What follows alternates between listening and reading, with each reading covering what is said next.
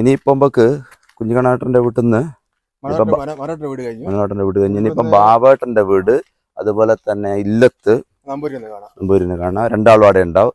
അതിലെങ്ങനെ നമുക്ക് കുഞ്ഞൂസ് ബാബേട്ടൻ അങ്ങനെ ചെരി മിത്തല് അങ്ങനെ അങ്ങനെ പോയിട്ട് ഇതാരായത് അനി എന്റെ ചെറിയാണല്ലേ ഇത് എന്റെ മോനാ അല്ലടാ ഫോണിൽ കളി തന്നെ എനക്ക് എപ്പോഴും അല്ല എത്രയിലാ പഠിക്കുന്നത്? ഏത് സ്കൂളായിരുന്നു? ഞാൻ ഒമ്പത് തന്നെയാ? നീ റീജിയന്റെ മോനല്ലേ? ആ ശരി. നീ ഒമ്പത് തന്നെയാ? അല്ല എന്താ ഗെയിമാ കളിക്കുന്നത് നിങ്ങളിപ്പോ?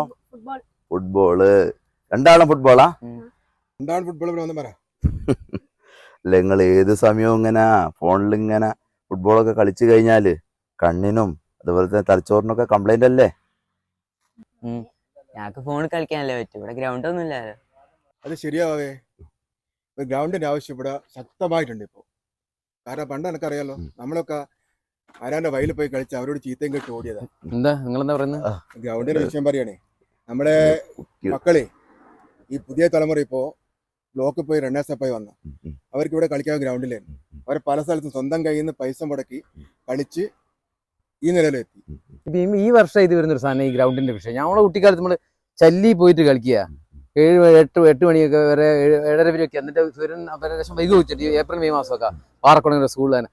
അപ്പോൾ ഒരു ഗ്രൗണ്ടിന്റെ വിഷയം 87-88 അങ്ങനെ നായനാർ ഭരിക്കുന്ന കാലത്ത് എല്ലാ പഞ്ചായത്തിലും ഒരു ഗ്രൗണ്ട് എന്നുള്ള വിഷയമാണ്. അങ്ങനെ കാര്യമായിട്ട് അത് ഒരു പഞ്ചായത്തിലും ഒരു ഗ്രൗണ്ട്, കേരളത്തിലെ എല്ലാ പഞ്ചായത്തിലും. പക്ഷേ നമ്മളിപ്പോ ഒരു വാർഡിൽ ഇപ്പൊ എല്ലാവരും കുട്ടികളൊക്കെ എല്ലാവർക്കും കുട്ടികൾ കളിക്കേണ്ടി വരും. പക്ഷെ പ്രത്യേകിച്ച് അരിക്കുളത്തിന്റെ വിഷയം എന്ന് വെച്ചാൽ ഒരു കാര്യത്തിനൊരു സ്ഥലം ഇല്ല.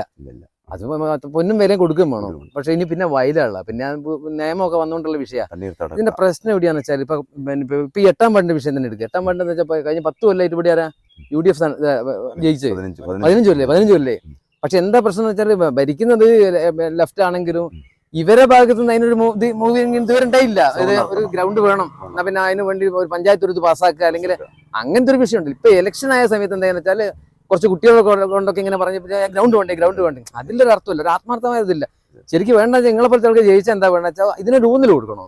എന്നിട്ട് എന്താ വെച്ചാൽ അതിന് വേണ്ടി ഒന്ന് ശ്രമിച്ച ഇപ്പോൾ കുട്ടികളോടൊക്കെ പറയുന്ന അതിന് ഒന്നുമില്ല, ഇനി നടന്നിട്ടില്ലെങ്കിലും അതിനുവേണ്ടി നടക്കാൻ നമ്മുടെ ഒരു താല്പര്യം അതിനുണ്ടായിരുന്നു എന്നുള്ളത് നാളെ ഇലക്ഷൻ വരുന്ന സമയത്ത് തിരിച്ചു വരെ കുട്ടികൾ തോന്നരുത്. അപ്പൊ അതിന് വേണ്ടി പ്രവർത്തിക്കണം. എനിക്കത് പറയാനുള്ളൂ. ഇതിലൊരു നമുക്കൊരു ആത്മാർത്ഥമായ സമീപനമാണ് വേണ്ടത്. ശരിയാണ് പാവട്ട നിങ്ങൾ പറഞ്ഞത്. ഇതിപ്പം കഴിഞ്ഞ 15 കൊല്ലമായിട്ട് UDF മെമ്പർമാരാണ് ഇവിടെ ഭരിച്ചത്. മാത്രമല്ല ഇവിടെ ലോക്സഭ ഉണ്ടല്ലോ, വടകര ലോക്സഭ ഉണ്ടല്ലോ, ഷാഫി പറമ്പിൽ ഇപ്പം ചെയ്യുന്നു. ഇപ്പം അവരൊരു വാഗ്ദാനം കൊടുക്കുന്നുണ്ട്, ഷാഫി പറമ്പിലിന്റെ ഒരു ഫണ്ടോ എന്തെങ്കിലുമൊക്കെ ഉപയോഗിച്ച് ചെയ്തു കൊടുക്കുകയാണ്. അപ്പം അതിലൊന്നും യാതൊരു ആത്മാർത്ഥത ഉണ്ടാവില്ല. കാരണം എന്താ വെച്ചാൽ അവർ ഇത്രയും കാലം നിന്നിട്ട് ഒരു ശ്രമവും എന്തെങ്കിലും ഒരു പേപ്പർ എന്തെങ്കിലും ചെയ്യൊക്കെ വേണ്ട. നിങ്ങൾ പറഞ്ഞത് ശരിയാണ്. അപ്പം എന്ത് തന്നെയാലും നമ്മുടെ വെളിയണ്ണൂർ ചലീൻ്റെ പദ്ധതി ഉണ്ട്. അതുപോലെ അതിൽ പെടുത്തിക്കൊണ്ടല്ലേ അനിയെ 20 കോടിയുടെ പ്രൊജക്റ്റാണ്. അതിൽ പെടുത്തിക്കൊണ്ട് നമുക്ക് അതിൻ്റെ മിച്ചം വരുന്ന ഫണ്ടോ അല്ലെങ്കിൽ ചളി നീക്കുമ്പോൾ ഉണ്ടാകുന്ന ഫണ്ടോ ഉപയോഗിച്ച് നമുക്ക് എന്തായാലും അങ്ങനെ ഒരു ഇത് വേണം. നിങ്ങൾ പറഞ്ഞ പോലെ തന്നെ എന്തെങ്കിലും ഒരു പൊതുവിടം നമ്മുടെ ഈ അരിക്കുളത്തിനില്ല. പണ്ടൊക്കെ മനത്താങ്കണ്ടി പറമ്പും സമന്വയന്റെ പരിപാടികളൊക്കെ നടന്ന സമയത്തൊക്കെ ഓർമ്മയുണ്ടല്ലോ. അങ്ങനെ എന്തെങ്കിലുമൊക്കെ ഒരു പൊതു ഇടം എന്തായാലും നമുക്ക് വേണം. എന്തായാലും ഞാൻ ഇതിന്റെ മുന്നിൽ കാര്യമായിട്ട് തന്നെ ഉണ്ടാവും. ഞാൻ നിങ്ങൾക്ക് ഉറപ്പ് തരികയാണ്. മാത്രമല്ല ഞാൻ ഈ മെമ്പറായി തിരഞ്ഞെടുക്കുന്ന പക്ഷം എന്തെങ്കിലും മാറ്റം എൻ്റെ ശ്രദ്ധയിൽ നിന്ന് വിട്ടുപോവാണെങ്കിൽ നിങ്ങൾ അതിന് കാര്യമായിട്ട് പറഞ്ഞ് അതിലേക്ക് കൊണ്ടുപോകുന്ന നമുക്കത് പെട്ടെന്ന് തന്നെ നമുക്കത് ചെയ്യാനുള്ള എല്ലാ ശ്രമം വേണം. നിങ്ങളെല്ലാ സഹായം വേണം. അതിന് നമുക്ക് എന്തെങ്കിലുമൊക്കെ ഫണ്ടോ പ്രവാസികളേതോ മറ്റ് സാംസ്കാരിക സംഘടനകളിലൊക്കെ ഫണ്ട് ഉപയോഗിച്ച് എന്തായാലും നമുക്കിത് കൊണ്ടുവന്നേ മതിയാവും. അതിനെന്തായാലും ഞാൻ ഉണ്ടാവും, നിങ്ങൾക്ക് ഉറപ്പ് തരും. എനിക്ക് ഒരു കാര്യം പറയാനുള്ളതെന്ന് വെച്ചാൽ ജാതി മത രാഷ്ട്രീയ എല്ലാവരും ഇത് ഇലക്ഷൻ കാലത്ത് മാത്രമേ ഇതൊക്കെ ഉള്ളൂ.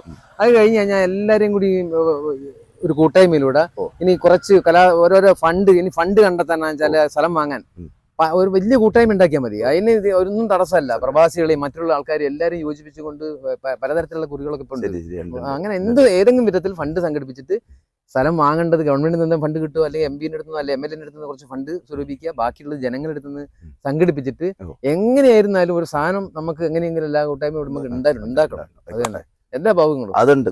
സന്തോഷം. എന്നാ പിന്നെ എടോ ഞങ്ങള് പോയി വരട്ടെ. ഒരു കാര്യം ചെയ്യാം, നിങ്ങളിപ്പം പറഞ്ഞതൊക്കെ നിങ്ങൾ കേട്ടിക്കല്ലോ.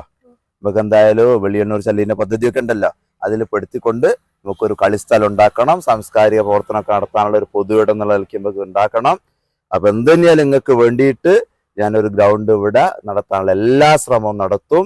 പിന്നെ പ്രവാസി കൂട്ടായ്മയും അങ്ങനെ എന്തെങ്കിലുമൊക്കെ സംഘടനകളായിട്ടൊക്കെ ബന്ധപ്പെട്ടുകൊണ്ട് എല്ലാ ശ്രമം നടത്തും. ഗ്രൗണ്ട് വന്നു കഴിഞ്ഞാൽ പിന്നെ നിങ്ങൾ ഫോണിൽ കളിയൊക്കെ ഒഴിവാക്കണം. ഓക്കെ അല്ലേ? സെറ്റല്ലേ? പുതിയ പോർമുഖങ്ങളിൽ സമരമായി പടരുവാൻ, കാലമേൽപ്പിച്ച കർമ്മഭൂമിയിൽ നിർഭയം നിറയുവാൻ, വരികയായിതാ നല്ല നാളേക്ക് പടവുകൾ പണിയുവാൻ.